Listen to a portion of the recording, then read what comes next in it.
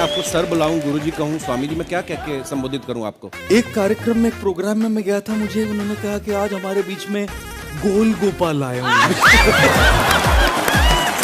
अच्छा, विवेक सर के बारे में हमने सुना है कि किसी को बिजनेस रिलेटेड प्रॉब्लम हो तो 5 सेकंड के अंदर जवाब दे देते हैं। जब भाभी जी आपको तैयार होने के बाद पूछती मैं कैसी लग रही हूँ, 5 सेकंड में जवाब दे पाते हैं आप? हर घर में ये जरूर सुना होगा सबने, बच्चों के चक्कर में तुम्हारे साथ रह रही है, वरना तुमको तो तबका छोड़ के चली गई होती। ये बड़ा कॉमन सवाल है। आपके फॉलोअर्स में रवीना टंडन भी है एक, तो जब आप आए कितनी मुस्कुराहट आई साहब। मैंने देखा आपके पास हर समस्या का समाधान होता है, तो ये रही मेरी समस्या। समस्या क्या? वाइफ हूँ मैं तुम्हारी। प्राचीन काल में वाइफ को समस्या कहा जाता था। तो हस्बैंड को क्या कहा जाता था? हस्बैंड को कहा जाता था कि कोई नहीं, बुरा वक्त है, टल जाएगा। हिंदुस्तान में जो बनेगी आलिया उसी को मिलेगा कालिया। हम सफेद कुर्ता पहन लेते हैं ना तो लगता है जैसे बतासा में चिमटा घुसा हुआ है। अरे यूपीएससी ना खखोर के पूछता है कुछ हो। अब जैसे किसी को कह देंगे मामा जी तो आराम से समझ में आ जाएगा। कहेंगे हमारे बाप के सार, तो कहेंगे कौन सी बोल रहा है बाप के सार? अरे मामा जी को ही बोला जाता है बाप के सार।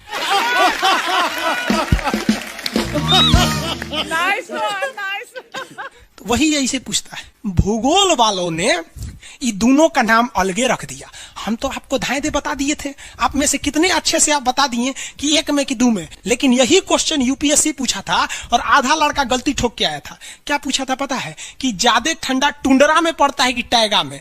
अब लड़का पगला गया, टुंडरा टैगा कौन सी होलो रे भाई? टुंडरा टैगा, लो टुंडरा टैगा यहाँ पर। Very good. अरे इसमें इमोजी कौन लिख के भेज रहा है? ये सबको हमने बतियाने का आदत लगा है, इमोजी लिख के भेज देता कहीं। आगे लोग कहेंगे इमोजी कौन सी पढ़ेंगे हम? इमोजी लड़कियां बना बना भेज रही हैं सब। टुंडरा बोल रहे हैं तो अपन फोटो भेज रही है। और दिखाइए। तो इमोजी लिख के मत भेजिए आप लोग। अरे जो लिखना है लिखिए ना, इमोजी भेजता है सब। हिंदी मीडियम वाला तो कई को पता नहीं इमोजी मतलब कौन सी वाला। और जन सियार ऐसा पीला पीला मुखौटवा बना रहा तो इमोजी बोला जाता है। ये रेखा बोलिए फटाफट, कौन सी रेखा है बीचों बीच से जा रही है? ये रेखा है विषुवत रेखा। कौन सी रेखा? विषुवत रेखा। हमारा प्यारा भारत ये रहा हमारा सारे जहां से अच्छा। ये हमारा हिंदुस्तान उत्तरी गोलार्ध में है, northern hemisphere of the earth. ये हमारा कौन सी रेखा? विषुवत रेखा। अरे ये क्या हो गया यार? टेक्निकल आदमी नहीं है हम, या नौटंकी कर रहा है। रेखा पे जितने देश है ना वहां के लोग एकदम मंगरैला की तरह काला होते हैं सब। आगे इतना भयानक काला होता है सब कि उनको देखकर हिंदुस्तान का अगुआ भाग जाएगा। दुल्हन की तो बातें छोड़िए, लेकिन जितना सुंदर लड़की होती है सब ना, बहुत सुंदर लड़की, वो देखिएगा जब टेढ़ा लड़का पसंद करती है सब। सुंदर लड़की को बुद्धि पता नहीं कहाँ होता है। एक्चुअली भगवान जो है ना सुंदरता बनाए। देखिए अगर किसी चीज में समय देंगे तो दूसरे चीज से समय काटना पड़ेगा। तो भगवान जिसको सुंदर बनाया ना, खूब सुंदर, तो उसको कुछ ना कुछ कहीं ना कहीं से समय काट लिया। तो जो बुद्धि बना रहा था तो बुद्धि काट लिया। तो जितना देखिए जितना सुंदर लड़की की रहेंगी सर, अजबे सबसे फसल रहती है सर, एकदम खौराइल रहेगा, खूब सुंदर लड़की लेके घूमेगा। आप देखिए ना, एकरे देख लीजिए ऐश्वर्या राय को, कोना से बिया की हो? अभिषेक बच्चन। बताइए हम लोग उस टाइम खाली थे लोग। और दिखाइए। हाँ अजब हाल है भाई। तो वही हो गया। तो यहाँ पे जितना मिलेगा सब ना, सब का सब मिलेगा सब काला काला। और हिंदुस्तान में जो बनेगी आलिया उसी को मिलेगा कालिया। यहाँ कश्मीर में खूब ठंडा, कश्मीर की कली, वाह वाह, समझा गया? वहां कोई फेयर एंड लवली की जरूरत नहीं है। कश्मीर के लड़का लड़की सब गोरे होते हैं लोग। और नीचे दक्षिण भारत में देखेंगे तो सब झौंसल मिलता है सब। कुछ कुछ हीरोइन गोरी हो जाती है सर। अब बाल्टी में सोच रहे फेयर एंड लवली घोर के में नहा लेगी तो गोर ना हो जाएगी सर। सब है, भूगोल का नियम काम नहीं करता है यहाँ पर। समझ में आ रहा है कि नहीं आ रहा? तो साउथ के लोग काले क्यों होते हैं? अब भैया साउथ वाले लोग बुरा नहीं मानिएगा, और काला होना बुरा क्या, हम खुद काला है, हम क्या दूसरे को बोलेंगे? हम सफेद कुर्ता पहन लेते हैं ना तो लगता है जैसे बतासा में चिमटा घुसा हुआ है। आपको फिर पता है ना जितना काला रहता है उसको कैसा मिलती है सब। हाँ चलो ध्यान से देखो इधर। यहाँ समझिए, आप समझ में आया? कश्मीर के लोग गोरे काय होते? अच्छा, कश्मीर से तो ज्यादा गोर चाइना वाला होगा सर, ओसे गोर तो रूस वाला होगा सर। ऐसे रूस वाला को देखेंगे ना, व्लादिमीर पुतिन को देखिएगा तो लगेगा जैसे छीलल मुर्गी है। अंग्रेज सबको ऐसे कर देता है सो तो खून दिखने लगता है यहाँ पे लाल लाल। समझा कि नहीं? भूगोल कितना इजी है ना? इजी नहीं है, बकलोल कहेंगे इजी नहीं लग रहा है इसको। सुतल है। आगे बढ़े तो जितने लोग विषुवत रेखा के करीब वाले हैं वो होंगे काले, बीवी में रहेगी गोरी। और जो ये कोई भूगोल का नियम नहीं है रे भाई। और दिखाइए। बस खत्म। टफेस्ट एग्जाम है इंडिया का यूपीएससी, उसकी 2.5 लाख की फीस को हम 7,500 में कर दिए। बहुत बढ़िया, बहुत बढ़िया, वेरी गुड। ऐसे हम लोग को लगता होगा 7,500 बहुत कम है। एक लड़की ने कहा कि सर शाम वाले बैच को ना मॉर्निंग में कर दीजिए। हम कहे बाबू तो इतना सबके इंडिविजुअल से तो बैच ट्रांसफर नहीं है, क्या प्रॉब्लम है? उसने कहा ना शाम में हमको दूसरे के यहाँ बर्तन मांजने जाना होता है। एक लड़का बेचारा नदी से बालू निकालता था और वो बालू को भरता था, फिर नाव बालू को किनारे लेके बेचती थी, और वो बालू भरता था, उससे मेरी फीस ले आया। हमारा हाथ कांप गया, हम कैसे फीस ले लेंगे यहाँ पर? उसी दिन हमने ये प्रण लिया था कि भारत का कोई भी बच्चा उसके सफलता में पैसा उसकी बाधा नहीं बनेगी, चाहे उसको जितना भी पढ़ना रहे।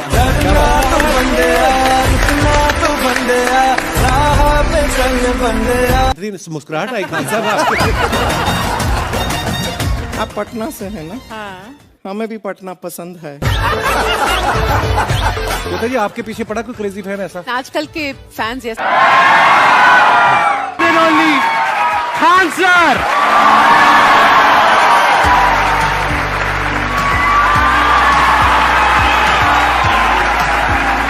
क्या हाल चाल जी, कैसे हैं आप? सीरियल तो और ससुरा चौपट रहता है। देखो सीरियल में समझे में नहीं आता। अच्छा एक चीज कभी गौर किए हो, सीरियल में ना हीरोइन जो होती है सब, यानी जो उसमें वो लीडिंग कैरेक्टर में होते हैं सब, आदमी सीरियल में झुंझुन्ना रहता है। आप सीरियल को ध्यान से देखिएगा, आदमी का रोल क्या होता है। जैसे सीरियल चालू होगा, आदमी को शीशा के सामने टाई लगाते दिखाया जाएगा, उसकी पत्नी बैग लेके खड़ा रहेगी। अगला सीन में वो ऑफिस में लैपटॉप खोला है, खत्म काम उसका, सीरियल खत्म, बाकी सब महिला। अच्छा तू खाना बनाई है, नमक झोंक देगी जा।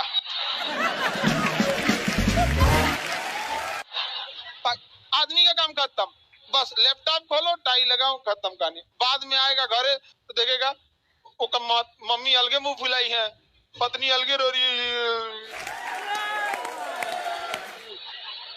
परेशान रहता है। तो सीरियल में तुम तो मेल का कैरेक्टर देखना, बेचारा इसको लिया क्या है, चुपचाप बेचारा एकदम नहीं, जाता के बीच में अनाज पिसा जाता है।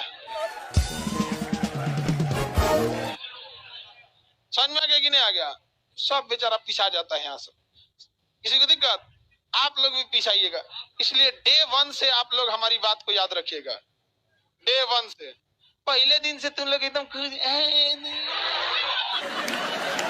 समझ में आता है। तुम्हारा उम्र कितना है रे अभी? तो तुम बोल दिया,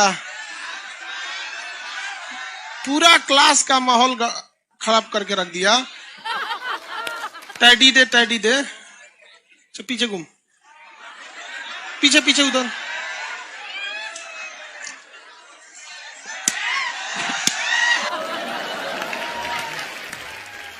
पढ़ने का उम्र है, पढ़ाई कर ले। प्यार मोहब्बत के लिए सलमान खान का उम्र भी बहुत है, और जिसको तुम दिन रात पीछे पड़ता है ना, सलमान खान बुढ़ौती में उसको 2 मिनट में फंसा लेगा।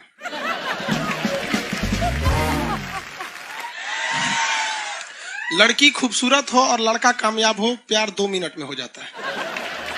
आगे तुम हम लोग को तो याद रखियो भैया, हम बजरंग बली के बहुत बड़का वाला, हमरा से हमने ये सब प्यार मोहब्बत वाला बात, हमारा दिमाग जल जाता है।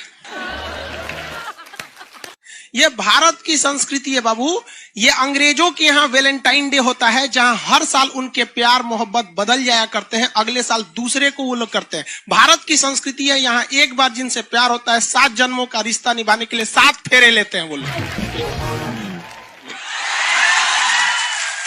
हम अंग्रेजों के लिए नहीं है किसी ओके वहां फादर डे मनाओ कि ओकरा याद ना आता है हमारा फादर कौन है।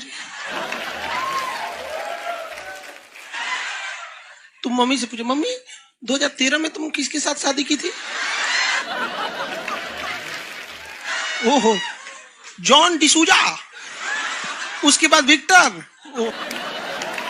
हम बोले ना लड़का के लिए क्या होना जरूरी है, क्या मैं आप लड़की के लिए तो लोग बोलते हैं ना प्यार मोहब्बत दिल से होता है, घंटा दिल से होता है।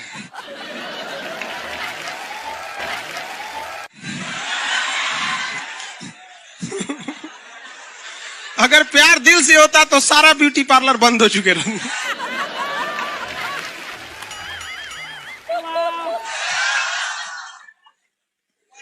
यार यार शादीशुदा लड़की नैहर से ससुराल जाती है तो मेकअप करके जाती है, उसको ही पता है वैल्यू।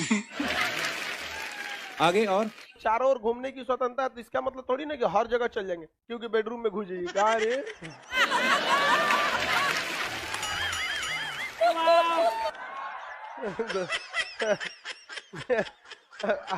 आज जाके कह दीजिए खान सर बोले थे चारों ओर घूमने की स्वतंत्रता के कचर के मारेगा आपको। अगला स्टेशन कैंट एरिया है, वसंत विहार। जिनके पास इस स्टेशन पर उतरने का कार्ड ना हो न उतरे, और आपके पास कार्ड नहीं है उतर गए, चल ना घूम के आते दूसरे का मेट्रो से, तो वहाँ बैठल रहेगा सा आर्मी वाला धो देगा। अगले मेट्रो में आप जाएंगे नहीं, पहुंचाए जाएंगे। घर में भी देखिएगा ना, महिला हड़ताल करेगी तो बोलबे नहीं करेगी दीदी।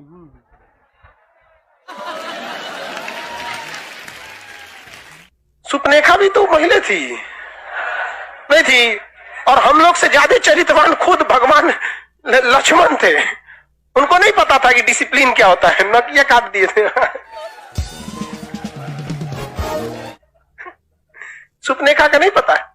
देखो लड़कियों की मेमोरी को लोग मजाक उड़ाते हैं, लड़कियों को आज भी वो बात याद है कि सुपनेखा जो प्रपोज की थी तो नाक काट लिया गया। कोई लड़की नहीं करेगी प्रपोज, उसी समय से डरी हुई है। ये डर उनके डीएनए में घुस गया है। कौन सी कहती है नहीं सर, कौन लड़की करती है प्रपोज? इस सबको समझो में नहीं आता है कहां बोलना चाहिए कहां नहीं बोलना चाहिए। नहीं सर, तेरे नाम मूवी देखे, मारता है उसको चोट कहां तक चल जाता है, अंदर तक, ले गायब हो गया। गजनी देखे, हाँ मारता है तो क्या हो जाता है, पूरा उसका ब्रेन गड़बड़ा जाता है। समझ गया कि नहीं? ये बहुत खतरनाक। दोनों ससुरा पिटाया सब लड़की के चक्कर में। प्यार करने से पहले अंजाम देख लो, यकीन ना आए तो गजनी और तेरे नाम देख लो। एक्चुअली मैचिंग भी है। क्या जरूरत है भैया पिटाने की? इतना मेहनत से भगवान ने ब्रेन दिया, आप लोग जीवन भर मेहनत कर करके इसमें डाउनलोड करते रहते हैं, कभी फिजिक्स, बायोलॉजी, केमिस्ट्री। कोनो लड़की के चक्कर में फरवा के चलेंगे, क्या हो गया? लाइव वाले सब समझ रहा है, हाँ ये लाइव वाला भी बहुत होशियार है, यो उधर हंसता है सब। ये कैसे हंसता है सब पता है? इमोजी बना देता है से।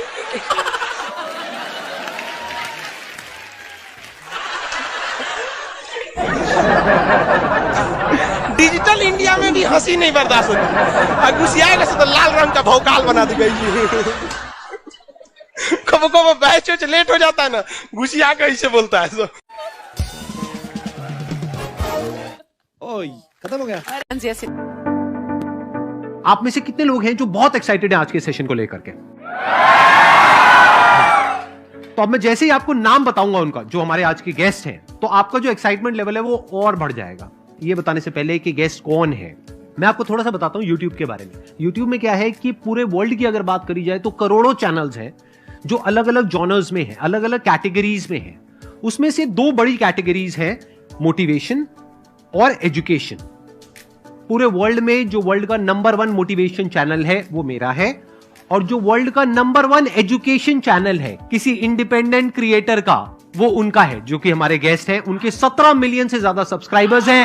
Please give an energetic and warm welcome to the one and only Khan sir.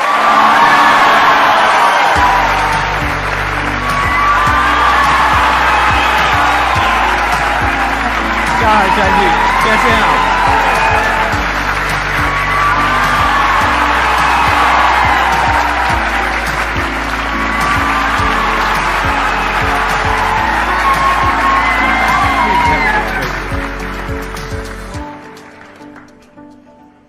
इससे पहले कि ऑडियंस आपसे कुछ पूछे या इंटरेक्ट करे, मेरे माइंड में एक क्वेश्चन है आपके लिए जी।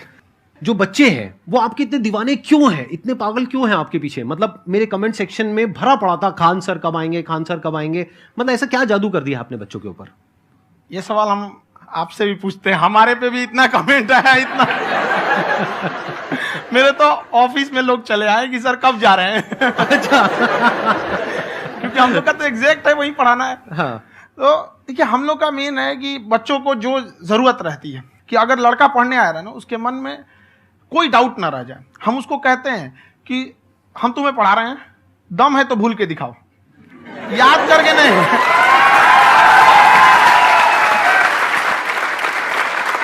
प्लस आप जिस प्राइस पॉइंट पे पढ़ा रहे हैं, आई थिंक वो सबसे कम है, वो बहुत ही कम है। सर, ये जो फीस का कल्चर है, ये हमारा इंडियन कल्चर नहीं है। हमारा इंडियन कल्चर गुरु दक्षिणा है, उस हिसाब से वो सही है। ऑक्सीजन जैसे जिंदगी के लिए जरूरी है, वैसे एजुकेशन जरूरी है। कोई ये नहीं कह सकता है कि पैसे की वजह से वो खान सर के यहां से लौट गया। क्या बात है।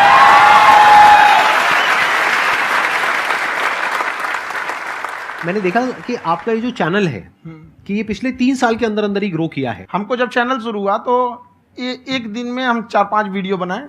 एक हमको कुछ आता, आज भी नहीं आता इतना, तो हम देख के कैमरा उमरा तो हम कंफ्यूज हो गए, बाप रे। तो हम एक ही दिन में वीडियो शूट किया, पढ़ाने वाला टॉपिक था हमको। उसके बाद कभी वीडियो ही नहीं, 6-7 वीडियो एक ही बार शूट कर लिए। और एक जो थे जिनका कैमरा वगैरह था, मेरे पास कैमरे भी नहीं थे उस टाइम, और कैमरा 35,000 का था, तो 6 महीना इसी में लग गया, जो 35,000 इसी में फंस जाएगा। तो उनके कैमरे से शूट किए, उन्होंने कोई चार्ज लिया, उसके बाद हम छोड़ ही दिए। लॉकडाउन लगा, तब हम कहें आप कैसे पढ़ाएंगे, वो तो 1 दिन 2 दिन करते करते अचानक लंबा हो गया। तब हमको याद आया कि ओहो, मेरा एक चैनल भी है वहाँ पे। तो उस समय उस पर लगभग 30,000 सब्सक्राइबर हो चुके थे।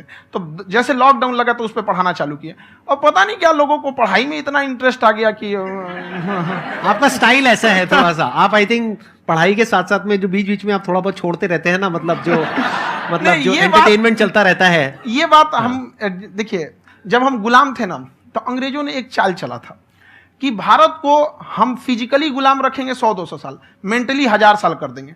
उन्होंने पढ़ाई का मॉडल चेंज कर दिया। उन्होंने ऐसा डिजाइन किया कि ये टीचर की रिस्पॉन्सिबिलिटी है, वो पढ़ा के चला जाए। टीचर की रिस्पॉन्सिबिलिटी यहां खत्म नहीं हो जाती। पढ़ाना तो कोई भी पढ़ा सकता है, टीचर की इससे बड़ी रिस्पॉन्सिबिलिटी होती है उसे समझाना। वो समझा कि नहीं समझा। अगर लड़का आपके समझाने के बाद डाउट रह गया तो ये आपकी गलती है। लड़का हमसे पूछता है, सर इतनी भीड़ है आपके पास, तो कहते सर डाउट कैसे पूछेंगे? हम कह रहे यार, तुम्हारा डाउट बचेगा तब ना पूछेगा तुम डाउट यहाँ पे।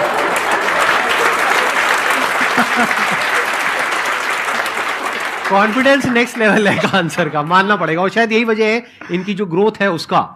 किसी ने शायद सपने में भी नहीं सोचा होगा कि पिछले 2 साल के अंदर अंदर जो आपके चैनल की ग्रोथ हुई है, जैसे आप खुद ही बता रहे हैं कि लॉकडाउन के टाइम पे आपके 30,000 के करीब सब्सक्राइबर्स थे, आज की डेट में 17 मिलियन है। और मेरा एक क्वेश्चन और है, इससे पहले कि ऑडियंस में से आपसे कोई क्वेश्चन पूछे, कि कई बार आप ऐसे भी टॉपिक्स टच करते हैं जो थोड़े से कंट्रोवर्शियल हैं या थोड़े से सेंसिटिव हैं, जिसके ऊपर बात करने की हिम्मत आई थिंक बहुत ही कम लोगों में है।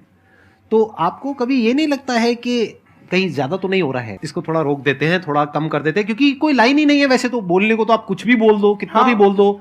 हुई है कंट्रोवर्सी बहुत बार। एक्चुअली बचपन से हमको फौज में जाना था, और फौज वालों के लिए ये सब मायने नहीं रखता। उसको करना है मतलब करना है, तुम सामने कुछ भी रहो, डजंट मैटर।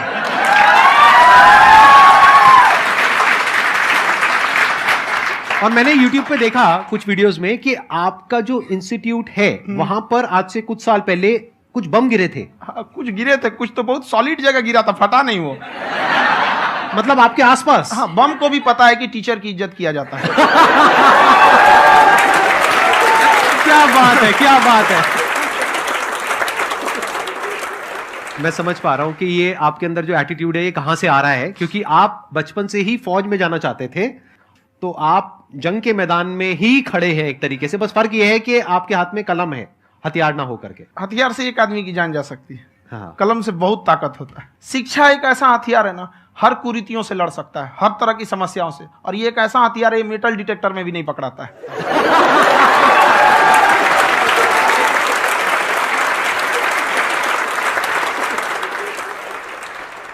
मेरा क्वेश्चन ये है कि अभी प्राइवेट ऑर्गेनाइजेशंस में पीटने का, पनिशमेंट का ये सिस्टम जो है खत्म हो गया है। हम आपके वीडियो में देखे हैं सर कि आप एक बड़ा सा रोल रखे रहते हैं, पुलिस वाला लाठी है वो, पुलिस वाला लाठी है, और स्टेज पे बुला के बच्चों को उसी से धुनाई शुरू कर देते हैं मस्त एकदम से, है ना।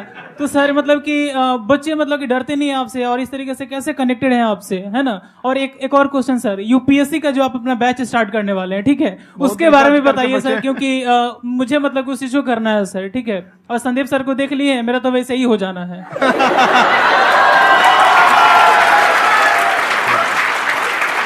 क्या हो जाना है?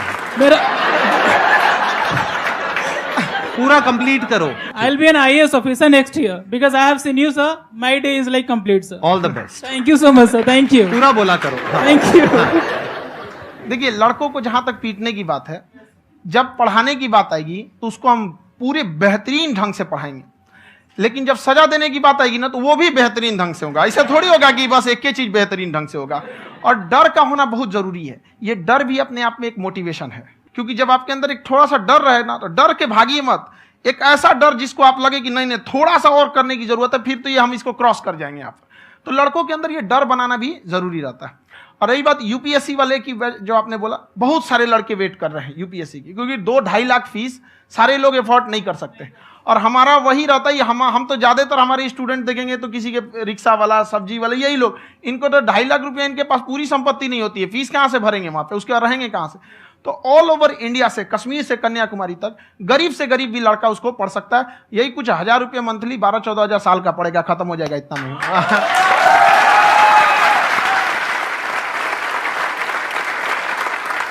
ये जो डंडे वाली बात इन्होंने कही, ये सच है? मतलब आप सच में एक डंडा रखते हो? पुलिस का ही है वो।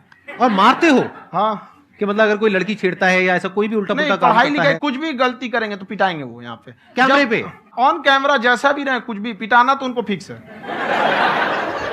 एक तो कोई मतलब विधायक जी थे, उनके लड़का को पीट दिए, तो चला दल बल लेके अपना वहां पे। उसने घर पे नहीं बताया था कि सर ने पीटा है, बस बोल दिया कोचिंग में पीटा है। बाद में पता चला हम पीटे हैं, तो उसके पिताजी मेरे सामने और पीटे।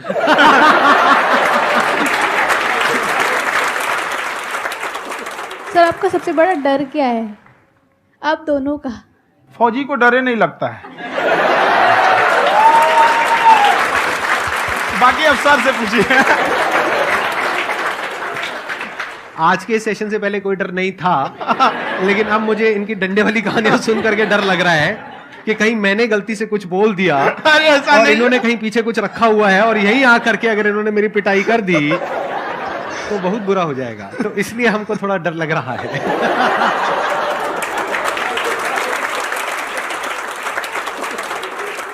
आपकी डेली कितने घंटे क्लासेस होती हैं? 6-7 घंटे। अभी भी खुद ही करते हो आप? हाँ, हमारे स्टाफ परेशान रहते हैं। हम 1:30-2 बजे सोते हैं, सुबह 6 बजे उठ जाते हैं, परेशान रहते हैं। यार इतना क्यों करते हो, है ना? कभी तो उनको भी साथ साथ लगना पड़ता है ना? उनको साथ साथ लगना पड़ता है। हम जग गए तो कोई सोया थोड़ी रहेगा, परेशान रहते, दिन में सोते ही नहीं है बेचारा, कहीं कहीं जाके सोते रहता है। तो हम सीट बांध दिए कि भाई तुम इस समय सो जाना, तुम इधर सो जाना। आपकी शादी हो गई या नहीं हुई अभी? मेरी खुशहाली देख के आप आइडिया लगा सकते हैं।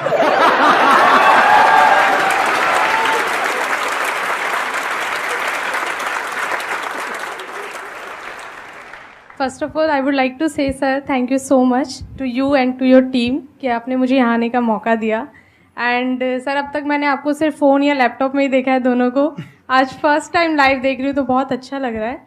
तो मेरा क्वेश्चन ये है सर आपसे, जब हम लाइफ में कोई डिसीज़न लेते हैं कि हमें ये पर्टिकुलर चीज़ करनी है, और क्योंकि हम डिसीज़न लेते हैं तो हमारी आदत है कि पहले हम 4 लोगों से पूछते हैं कि तू बता तेरी क्या राय है, तू बता तेरी क्या राय है। तो उनमें से अगर कोई हमें कह देता है कि ये बेकार डिसीजन है मत कर, तो तो हमारा माइंड कहीं ना कहीं डाइवर्ट होने लगता है और उसकी वजह से हम अपना डिसीजन चेंज कर देते हैं। तो मेरा क्वेश्चन ये है कि कैसे हम अपने डिसीजन पे स्टिक रहे, कैसे हम जो दूसरे के ओपिनियन है उनको अफेक्ट ना होने दें अपने ऊपर।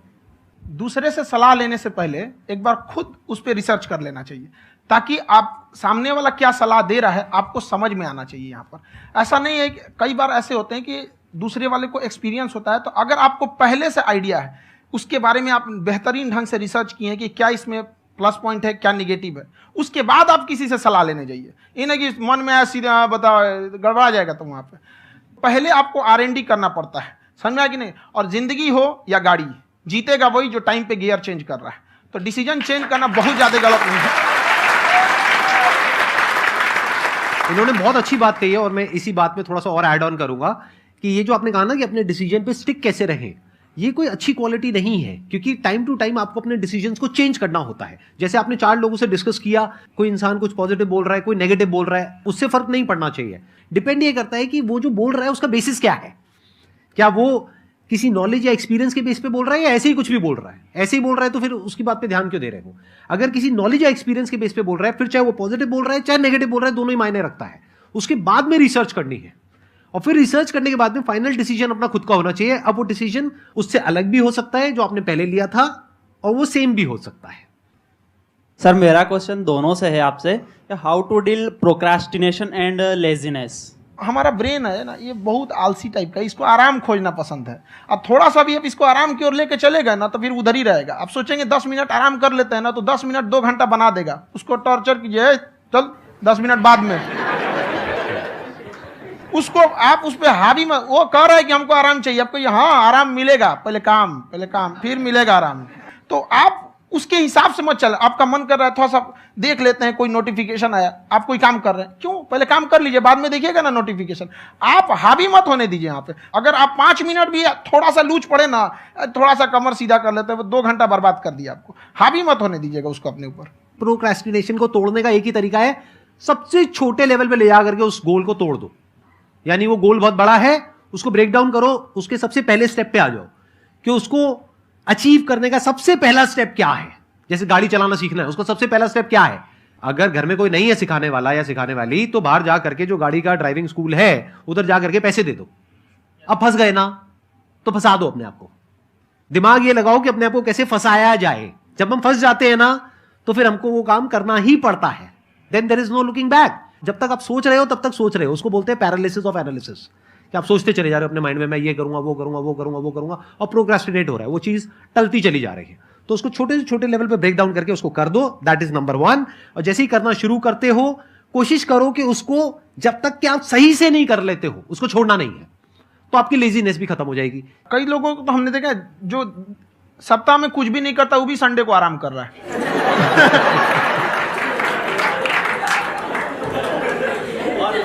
वैसे कहा भी जाता है कि अगर कोई काम आपको करवाना है ना, तो ऐसे किसी इंसान को दो जो बिजी है। हाँ। ऐसे आदमी को मत दो जो खाली है। ये परफेक्ट एग्जाम। किसी को भी आप देखिएगा जिसको आप कहते हैं कि मतलब थोड़ा ठीक ठाक आप समझते हैं कि नहीं ये बहुत आगे निकल, वो एक काम को खत्म करने के बाद कभी आराम नहीं करेगा। एक काम खत्म हुआ उसको लगेगा हाँ एक खत्म हो गया, अब दूसरा करना चाहिए। और वही जिसको देखिएगा एक खत्म हो गया और आराम करना चाहिए, कभी नहीं, लाइफ में आखिरी सांस तक। सर यहाँ पे सब हिंदी में पूछते हैं, इंग्लिश में पूछते हैं, मैं भोजपुरी में पूछूं? जौन भाषा ठीक लगे तोने में पूछ दो। हाँ सर।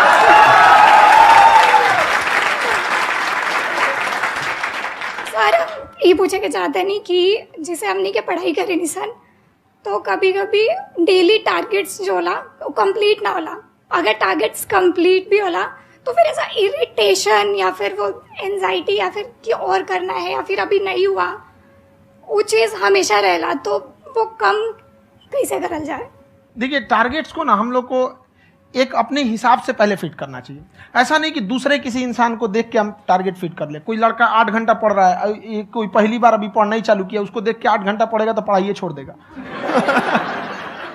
तो आप अपनी क्षमता के हिसाब से देखिए कि आप कितना पढ़ सकते हैं। अगर आपने एक घंटे को बना लिया कि हम 1 घंटा पढ़ सकते हैं, अगले 1 हफ्ते तक उसको सस्टेन रखिए। जिम में कैसे करते हैं लोग, पहले दिन उठा लीजिएगा 1 क्विंटल तो हार्ट अटैक हो जाएगा। तो वो धीरे धीरे टारगेट सेट कीजिए और अपनी क्षमता को भी देखिए। हर इंसान की क्षमता अलग है। कंगारू को देख के हाथी छलांग मारेगा, पैर तोड़ के बैठ जाएगा।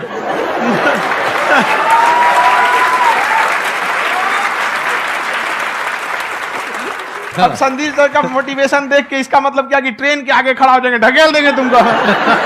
हालांकि ऐसा कर देते हैं, लेकिन ऐसा करिएगा लोग नहीं, क्षमता पता होना चाहिए।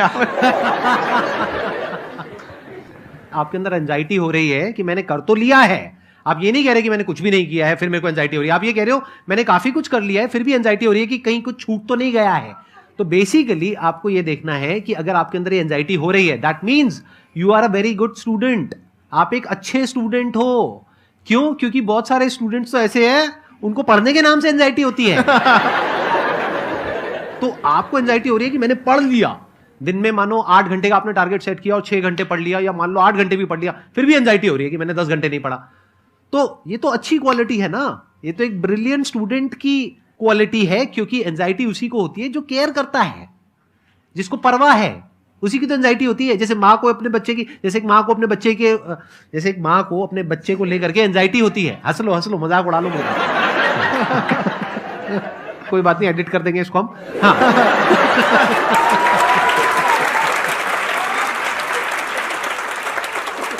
जैसे एक माँ है, उसको अपने बच्चे को लेकर के एंजाइटी होती है, थोड़ी सी भी तबीयत खराब हो जाए उसको एंजाइटी होती है, चाहे बच्चा ठीक भी है, डॉक्टर को नहीं होती है। क्यों? क्योंकि माँ को उस बच्चे से प्यार है। तो दैट मीन्स कि आप अपनी पढ़ाई को लेकर के सीरियस हो, इस वजह से आपके अंदर एंजाइटी हो रही है, विच इज नॉर्मल। जहां पर प्यार मोहब्बत होती है वहां पर थोड़ी बहुत एंजाइटी तो होती ही है ना। समझ रहे हो ना मैं क्या कहना चाह रहा हूं? आप लोग समझ रहे हो ना मैं कहां जा रहा हूं? जब वो किसी और से बात करती है तो एंजाइटी होती है ना।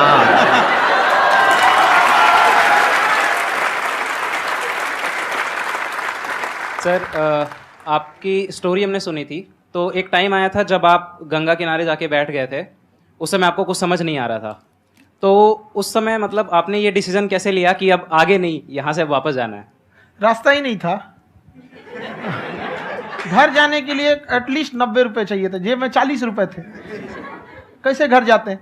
और हम गंगा के किनारे चुपचाप बैठे बैठे हम कहें कि अब बहुत टेंशन हो गया, अब घर जाना चाहिए। रूम पे तो किराए के रूम पे ही आदमी सारे लोग रहते, गए वहां पे तो रूम लॉक हो गया था। तुम खटखटाए तो ऊपर से गुस्सा से बोले जो ऑनर थे, क्या टाइम हो गया है? तुम कहे 9-10 बज रहा होगा। घड़ी देखिए तो 2 बज रहा था रात का, 2-2:30 बज गया था। वहाँ टेंशन में आप तो होता है, कई बार ऐसा समय आएगा कि लगेगा जैसे अब कुछ नहीं हो सकता है। तो इससे घबराना नहीं है, कभी कभी गुच्छे की आखिरी चाबी भी ताला खोल देती है। जो बातें आपने बताई कि घर में प्रॉब्लम्स ये तो बहुत लोगों ने फेस करी वहां पर, आप अकेले नहीं है, बहुत लोगों ने ये प्रॉब्लम्स फेस करी, बहुत तरह की प्रॉब्लम्स देखी, बहुत तरह की स्ट्रगल्स देखी, लेकिन वो सब इतने कामयाब नहीं हो पाए जितने कि आप हुए। तो आपके अंदर ऐसा कुछ ना कुछ है जो औरों के अंदर नहीं है। तो वो मैं जानना चाह रहा हूं कि वो ऐसा क्या था जहां से कि आपका दिमाग यहां तक सोच पा रहा है कि मैं पूरे इंडिया में इतने बड़े लेवल का चेंज लेकर के आ सकता हूं, एजुकेशन फील्ड में रेवोल्यूशन लेकर के आ सकता हूं। ये सोचना ही बहुत लोगों के बस का नहीं है। मेरी एक खुद की थिंकिंग, अगर हमको कोई 100 रुपए किसी काम के लिए दिया, हम सबसे यही कहते हैं, तो हम कोशिश करते हैं उसे 200 का रिटर्न दे। अगर कोई हमसे 200 रुपया फीस दे रहा है, 250 दे रहा है, तो हम उसको ये कोशिश करते हैं कि तुम्हें ऐसा लगे कि नहीं भैया हमने 10-20 हज़ार का पढ़ लिया यहाँ पर। वो ईमानदारी से कभी कमी नहीं। और हमेशा अगर हम प्रॉमिस